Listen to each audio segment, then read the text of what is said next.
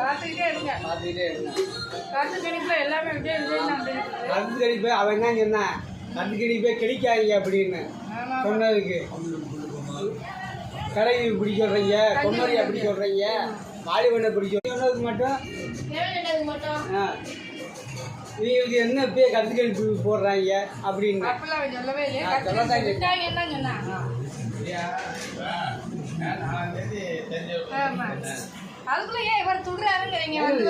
கனிமங்க சொல்லிட்டு வந்துட்டே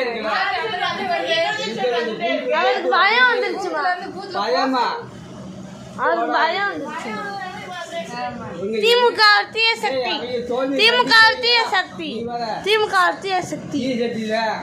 யாருல என்ன அவங்க எத்தனை வாட்டி திமுக தோத்துக்கிட்டு அழிஞ்சா போச்சு. நீ பேச உங்களுக்கெல்லாம் என்னது அரசியலை பற்றி தெரியும்டா.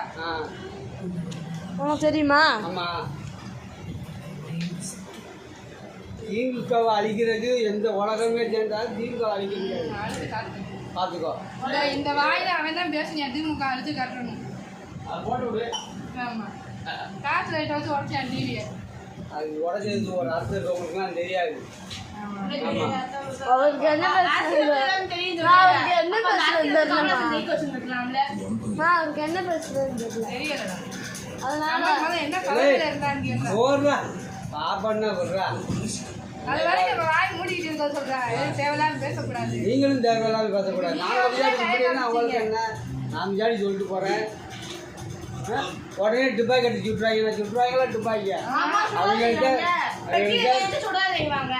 அவனுக்கு தான் துப்பாக்கிகளுக்கு தெரியும், மற்றவங்களுக்கு தெரியாது. மற்றவங்களாம் துப்பாக்கி எடுக்கும் போது அவங்க எடுக்க மாட்டாங்க.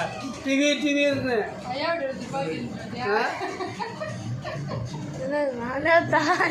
அந்த துப்பாக்கி சொல்லுங்க.